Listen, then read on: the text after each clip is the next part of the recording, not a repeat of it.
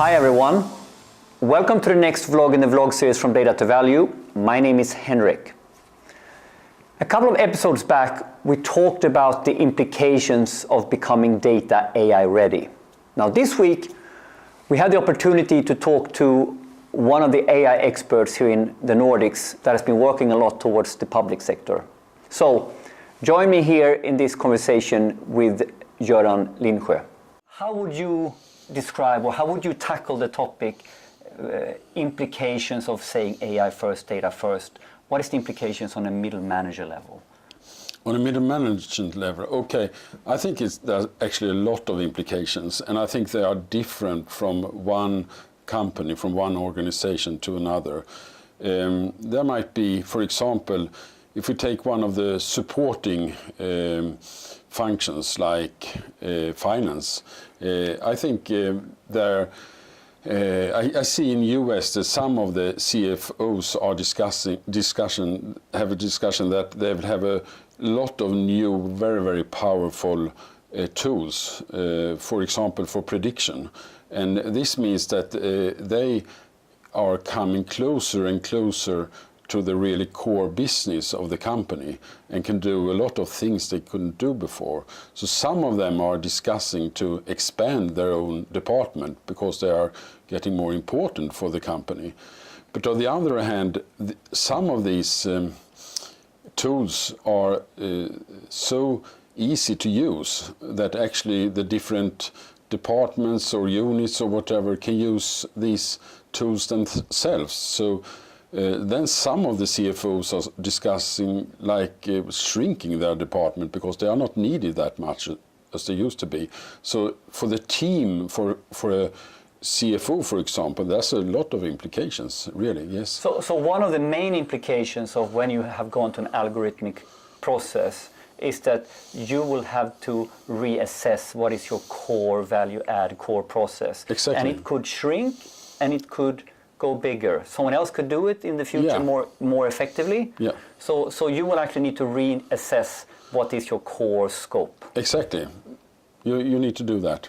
Okay, very good implications. Now, if we take an example, so this was an example on a support function. Yeah. Now, if I take the example of a very core operational process, and I know you have done a lot within hospitals and public sector, so I saw there was a nice article now, not so long ago, from one of the, in terms of one of the conferences that you spoke on here just a couple of days back about AI in the triage, and maybe you need to explain this triage, but elaborate on what the implications in this very concrete example. Yeah, if you have like a call center with nurses taking calls, which we have in Sweden, if you do I need to go to a hospital? Can I take a pill, or do you need to send an ambulance, for example? That type of a decision, in that process you use what is called triage to decide what to do when you have a symptom of some way. There's of course there's a lot of different things you can use, AI and data analytics and so on in that process. So I think here in Sweden we have like 10 different functions for AI in that process. For example, helping to make the decision and also translating between different languages and a lot of other things.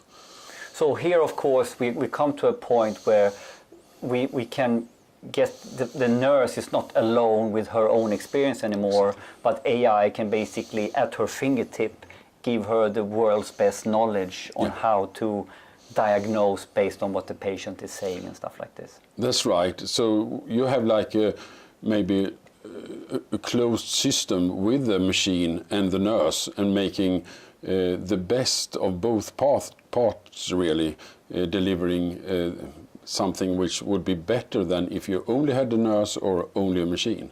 So let's now explore this as a concrete example from two angles. One angle of what is the organization and team, or how do you need to think to go on the journey from where we are today to build up this new technology and this new operating model. And then the second part is that when this is in place, maybe in 5 or 10 years, how will that team or function look like then?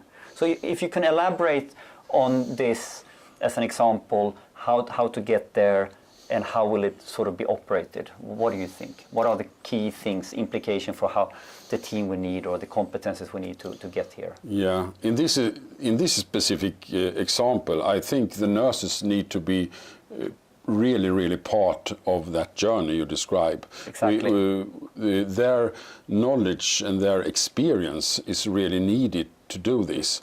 But you can also use a lot of data actually. For example, in Sweden we have like 5.5 million different types of discussions which are stored you can use.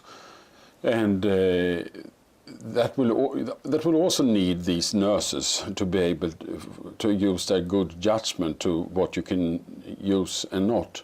But I think in this journey you will probably make some adjustments on who is responsible for what and how the organization works and also actually the processes. Yeah. But it's hard to say beforehand how this will change, but I'm quite convinced it will change quite a lot. But I think the main takeaway from me is that in order to do good triage, which is ultimately decision making on what to do with an emergency patient, exactly, it's the human decision that we have experiences from the people who are the best of doing it today.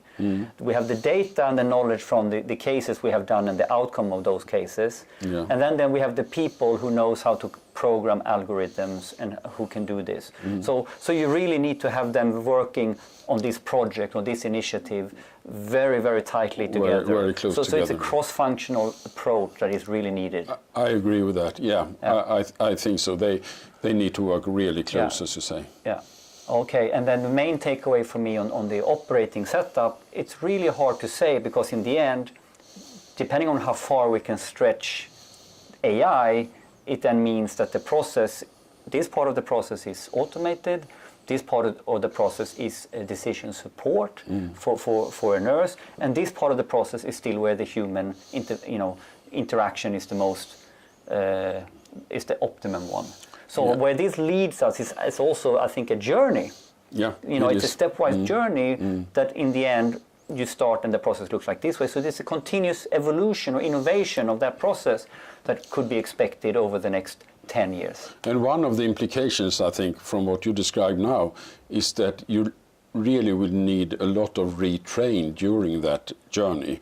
All the people involved will need a lot of retrain. You need a lot of training, at least for a data scientist with computer background to make sense of what the nurse is saying and vice versa. They need to find a common language. They need to find a common ground to work. Yeah. So it's not only about having data scientists, but it's also about training the nurses to interact in this world. Yeah, that's right. And at the end, I think you will have a lot of augmented AI. You will really support the people, the profession in this respect. Maybe not that much automation. And this is important because augmented AI means also it's not only about the algorithm, but it's also about the user interface. How does the AI fit into the human process? Exactly. So this is also design thinking around the process. It's about user interface thinking. Where do I do it? Do I have it on my watch? Do I have it in my iPad? Exactly. How does this work? Is it in my head as a voice? Yeah. So very interesting. Okay. Thank you very much. Thank you very much, Göran. Thank you.